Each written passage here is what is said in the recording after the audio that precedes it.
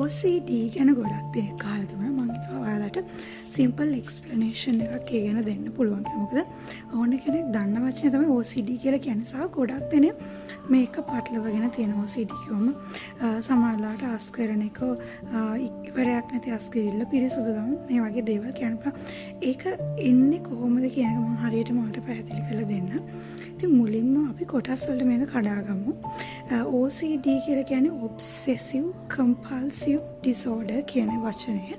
ඉතින් obsessive කියන වචනේ ගත්තම obsessively අපිට එන ඔළුවට එන thoughts ගන්න පුළුවන් repeatedly ඉවරයක් නැතුව one after the other.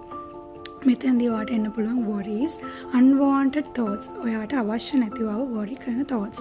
එතනදී උදාහරණයක් විදිහට ගන්න පුළුවන් මගේ අත පිරිසුදු නැහැ, my hands are dirty, මගේ ගෙදර දොර වහලා නැහැ. එහෙම නැත්තම් ඔන්න ඔය වගේ නරක සිතුවිලි වෙන්න පුළුවන්. දිගින් දිගටම ඔයා දන්නවා ඒක ලොජිකල් නෑ කියලා, ඒකට කිසිම සෙන්ස් එකක් නෑ කියලා. හැබැයි ඔයා ඒක අනිවාර්යෙන්ම ප්‍රොඩියුස් කරනවා සහ ඒක ඔයාට කරන්න දෙයක් නෑ. ඊළඟ වචනේ තමයි compulsive. ඒ කියන්නේ compulsions එන්න පුළුවන්. ඒ කියන්නේ behavior.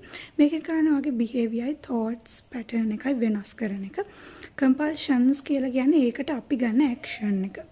ඒ වෙනුවෙන් my hands are dirty, මගේ අත් පිරිසුදු නැහැ, ඒකෙන්ද මම අත සෝදන්න ඕනේ. ඒක නිතර ඔයා ඒක දිගින් දිගටම කරනවා. දිගින් දිගටම ඔයා දේවල් arrange කරනවා. ඔයාට කරදරයක්, ඔයාට ඒක සාමාන්‍ය day to day life එකේ දේවල් කරගන්න බැරි තරම් ඔයාට ඒක කරදරයක්. හැබැයි ඔයා ඒක දිගින් දිගටම කරනවා.